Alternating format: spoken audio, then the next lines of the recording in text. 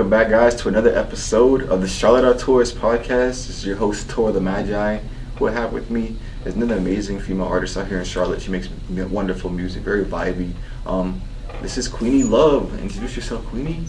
Hi, I'm QueenieLuv. I go by a lot of names. Some people call me that, or they call me Moses, depending on what they remember.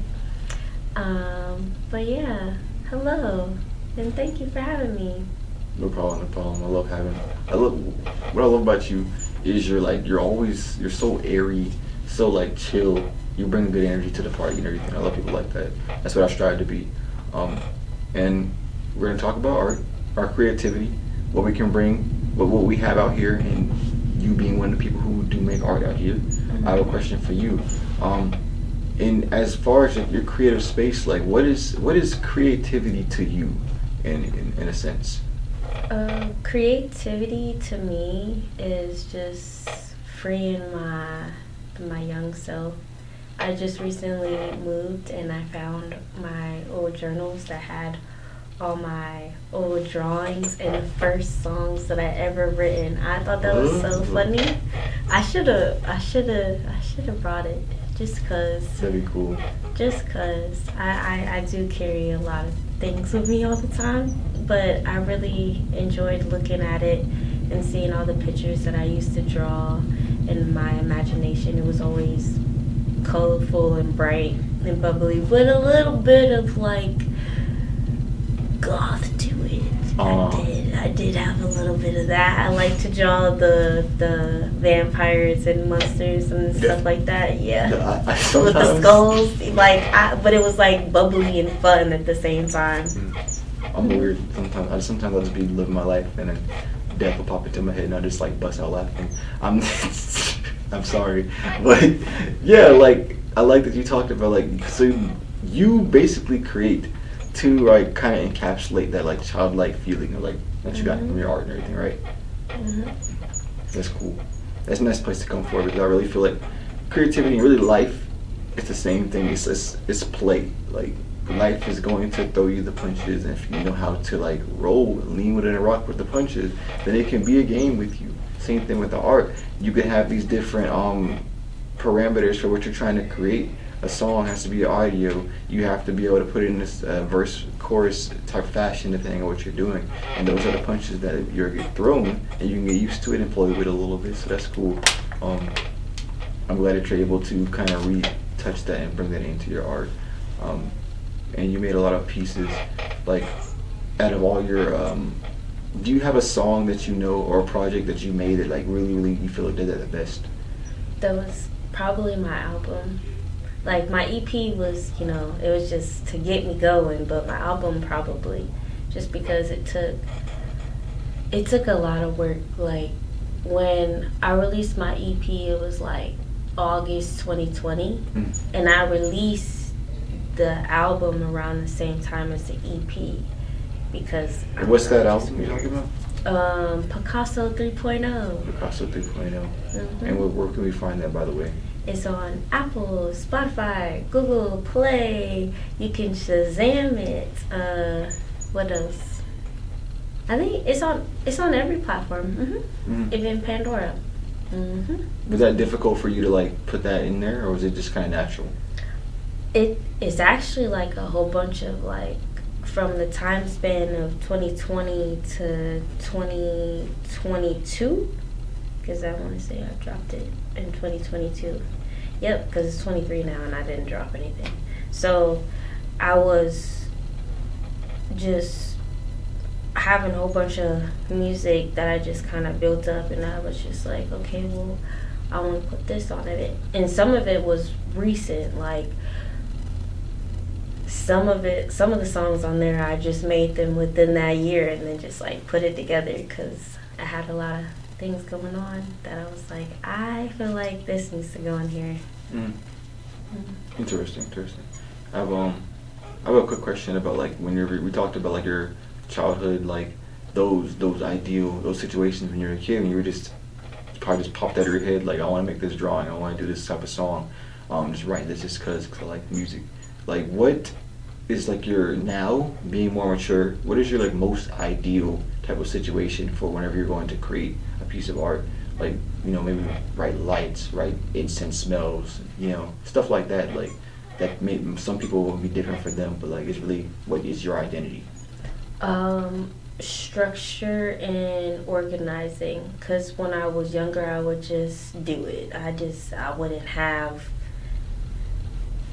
like, when people draw a picture, they're like, okay, well, I want to draw this, this, and this. When I was younger, I would just pick up the pen and just let my hand just, like, whatever came out, that's what came out. I didn't have no thought process when I was creating. It just was the flow state. Mm-hmm. And now that I'm older, trying to get into the flow state as an adult versus, you know, when I was a kid, I didn't really have to worry about bills and adulting and all that other stuff. And I didn't know I'd get so excited over cleaning products as I do now. Adulting. So, there was a lot of that, and I had to, like, you know, a lot of it came from me just journaling, because I like to journal. When I was younger, I kept a diary, and people would be like, "Are you got a diary?" And I'd be like, "Mind your business."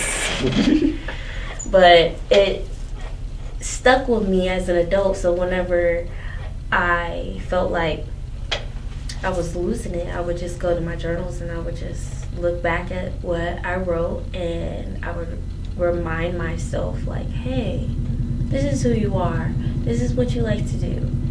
This is what you don't like.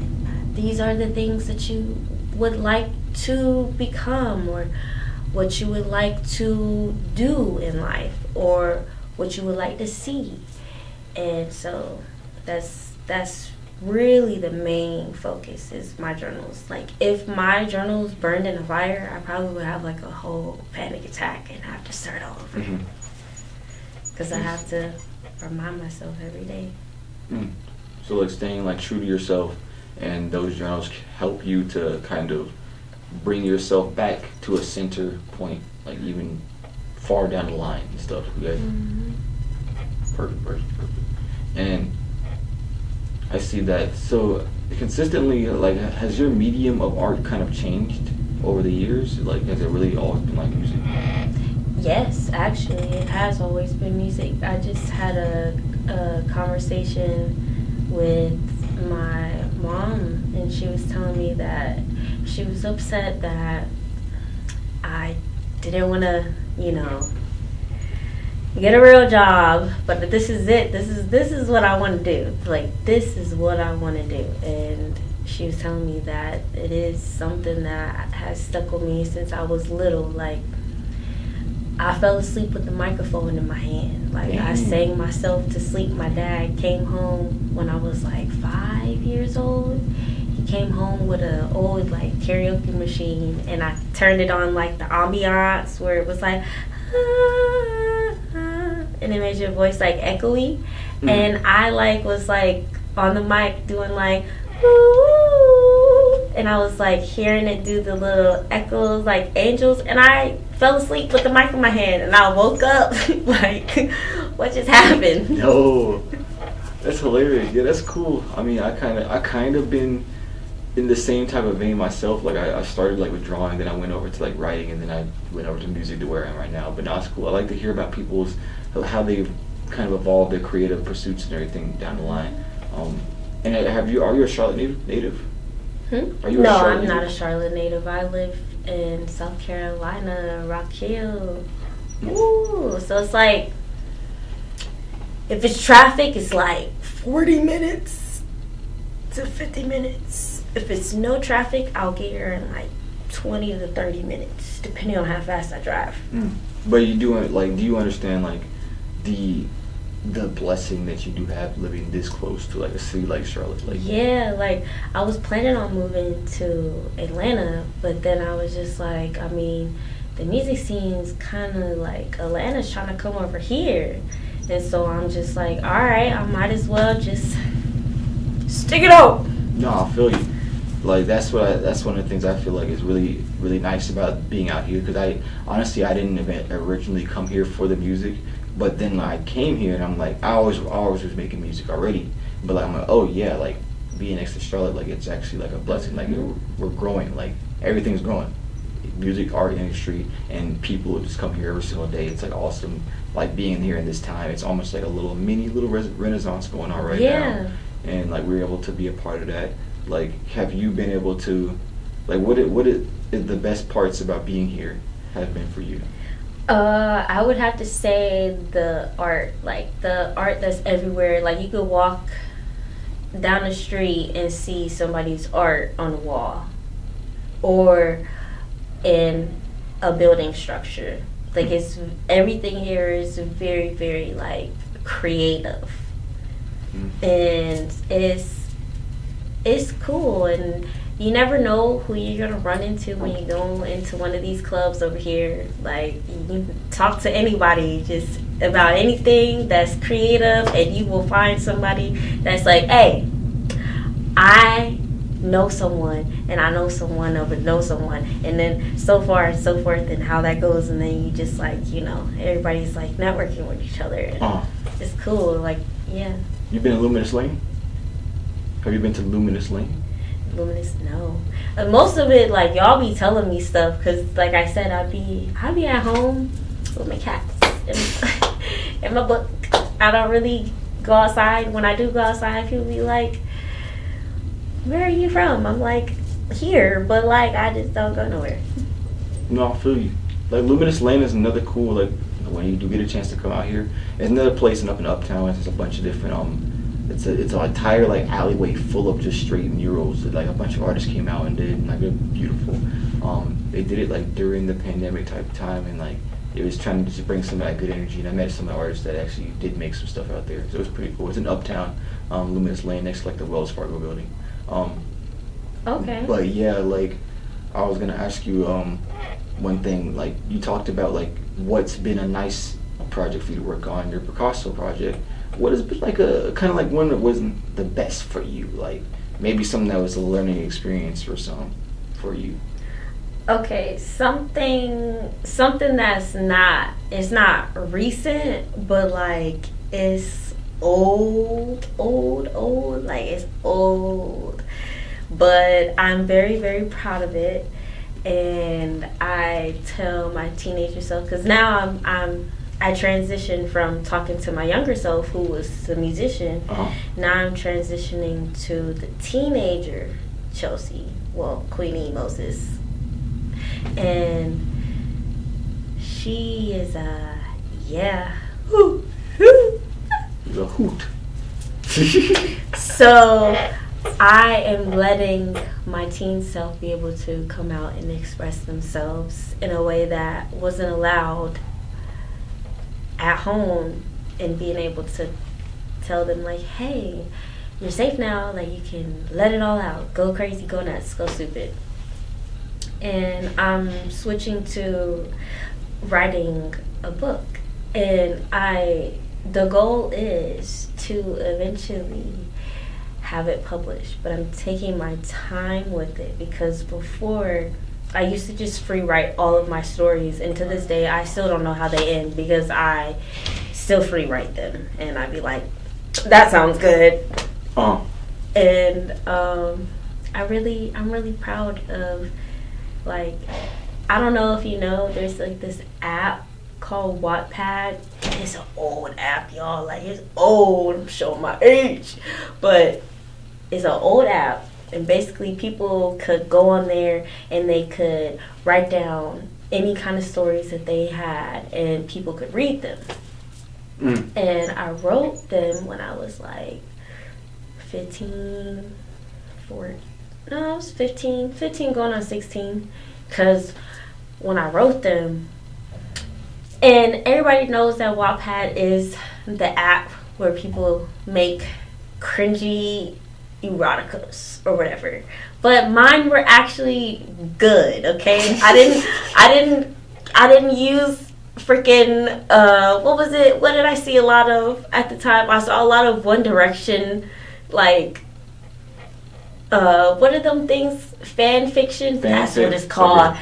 That's what it's called. I saw so many fan fictions. I was like, bro, these people are wild. I was like, man, I'm making this character. I'm making this character. They're going to go through this and this. And I incorporated the bubbliness in the work, but I also had like an underline of like darkness. Like some of the stuff that I read now, when I go back at it, I'd be like, God, oh Lord, what? That's not even okay. Well, you was a kid, so I'm gonna let it slide. So it's a lot of that, but I have like what 825,000 people that have read that book. Oh wow! And I was a kid. And it was like so it was popular. Yes, like I met somebody in Atlanta at a pop-up, and she was like talking to me, and she was like, what are some like hidden things that you do? I was like, hidden? And I was like, I ain't never talked about my books, but I was like, all right, here. So I showed her. She was like, yo, I read this. I was like, huh? So I was like, that was like the first time that I got like a moment like, whoa, somebody knows my books, but they don't know me, because I didn't put my name on the book. I put like a made up name so nobody would know it was me. That's crazy. So I like to hear like you have basically like I think about with artists like being kind of like not just one trick ponies and have more things that they have passion in when they're creating things. And it seems like you're really passionate about your writing when it's not it's not musical. That's pretty cool. Like, and this book, I guess I'm probably gonna have to read it now whenever it comes out. 'Cause, like, it sounds like it's gonna be nice to be. You put so much heart, your soul into it. My favorite scene in that book is the flying scene, and everybody's like, how do you have a flying sex scene? And I'm like, I don't know what to tell you. I got it based off of this movie. I think it was called like G Girl or something like that. So like when I saw that scene in the movie, I mean it was PG-13, so they didn't really do anything, but it was just like, it was like a funny comedy superhero movie, and I was like, I wonder what that would be like if I wrote about it. So that was my favorite. Okay, so Queenie, you sound like a very all over the place person. What, like, you said you're bubbly, you're able to like bring love, your personality, pretty much anything you put your hand into. Like, I have a question. What has like brought you? What are some key points in your life that's kind of made you this way? Like that you think that has contributed to your ability to just kind of bring your energy and the way that you do to your creative pursuits? I would have to say, I don't know. When I was a kid, I was kind of quiet. But if I was around people that I like, trusted, and like I would be like, oh, but like I don't know, I just always been like this when I was little. I was very extravagant and animated and all of that. Like people get it for your parents. Probably my dad. Most likely my dad. My mom, she probably gave me more of like my but like I'm still like at the same time, so I don't really know how to explain it, because my mom is very like, strong. But she's always like, I know what I want, and I know and I get it, and she didn't let nobody like give her shit. Like she was always like, she never let nobody play her, if that makes sense. Yeah. And my dad, my real dad, he's goofy.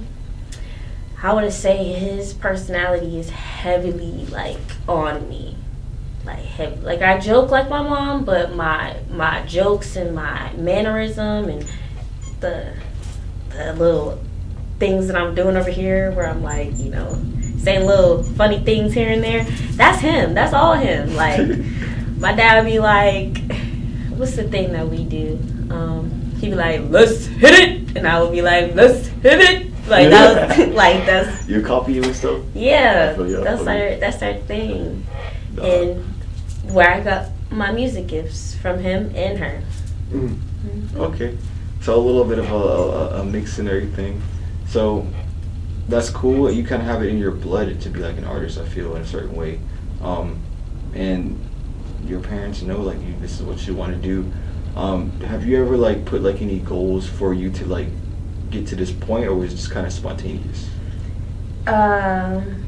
I want to say I didn't take music seriously until 2018, and then I didn't release anything until 2020. But within that time span, I was like figuring out, well, how do I do this? Who do I need to go talk to? And what are the steps that I need to do? And who are the people that did this before me? And what did they do? And so forth and so forth. And I just kept like talking to people and like, before I released, because I'm very, I don't want to say I'm a perfectionist, but I am to a certain extent, because I won't release it until I feel like, okay, this is good. This is great. This feels nice to do it. So that's how I feel about a lot of the stuff that I do. So even with this book, like I wrote a diagram and what the characters' names, their personality traits, what they look like, their quirks, like everything down to the very detail. And with my music, I practiced whatever I researched. Like I researched, like, what does a label do? Because everybody wants to be an independent artist. Because we don't want anybody to own the land. We want to own the land. We don't want to buy the house. We want the land so that we get every bit of money. And I want to say everything that I learned about marketing, because that's basically what a label does. They market and manufacture all of your product and give you the money to do video shoots and all of that. That's the part I'm still trying to figure out. But I like marketing because it ties into psychology. So whatever I learned, that was my thing. I love psychology. So once I learned that marketing like played a role in psychology, I was like, colors. I want colors. Because I'm right brain. I'm not left brain. So I'm not a number person. I was like, I don't really know what these numbers mean. Like that number I just told you about my books, I didn't realize it was big until I looked at it as an adult. I was 24 and I was like, I think that's close to like 1 million. And I was like, is this close? And I had to like ask, because I don't pay attention to it like that, because I'm paying attention to like the feelings and the colors and the emotional part. So my strongest point is I like to market to people on an emotional level. But I already do that because I want people to, when they talk to me, like they feel seen and they feel heard, and that's how I would want to feel. And so when I do that, I like to make people laugh. The best way for me to sell to people is making them laugh. That's one of my traits, because I was this awkward, shy person. And it was just something that people could be like, oh, she's funny. So there's that. And then there was colors. I loved colors. So I was like, I fell in love with complementary colors. So, so the Christmas colors. I picked my favorite football team based off of their colors, which is Dolphins, because turquoise and that tangerine orange. Basketball, the Lakers, purple and yellow. I mean, Susie from the Rugrats, like, that was her dress. So, like, and I pay attention to, like, I don't know, I'm jumping, but I pay attention to, like, characters in movies and stuff, because they do that for a reason, so that you know that character is important. That's like a really cool way to, like, with still being creative, but also putting a deeper purpose into what you're doing when you're making your art and everything. I feel like the marketing is another form of the art as well. Like, it's not just the making the song or the painting or the book or something. It's part of the marketing is also a part of it too. That's what like kind of shows your intelligence, I feel, as a creator, like what you're able to pull out of thin air and to make it into something. and to kind of help that connection to another human being, because it's all psychology. Even the piece that you made and the way you get it out to people, I feel, and that's really deep. I did want to make sure. Did you have anything that was like kind of coming out that you want to let the people kind of know about? I am about to wrap it up in a second. Okay. I know I'm rolling too much time, but what do you have coming out for people to know about? I just been doing a lot of features with people. I did a song with Rockstar VR, FD Jackson. I did a song with Mandako. No, it's Mandako. I don't know. V, don't come for me. Please don't. Who else? I don't know. I just been doing a lot of features. I did some with what's his name? I don't even remember. Oh my god. It's okay. It starts with a D. But I only met him one time, but it's fine. But it was a song on his album, but it was featured with somebody, Males with No Manners. They're pretty dope. So it's like, I just been floating. Just floating. I feel you. Okay, so we got a lot of features coming out, a lot of music coming out. And I'm supposed to do some with Zena G. Oh yeah, Zena's amazing. Mm-hmm. Zena's is another rapper, a female rapper out here. She can really spit, and sure, I love her stuff. But yeah, that's gonna be cool. I'm looking forward to that. Mm-hmm. But yeah, that's been the Queenie interview. I want to thank you so much for coming out here, sharing your energy to everybody who's watching. And yes, you can get her on at, what's your Instagram at? Queenie, so QueenieLuv.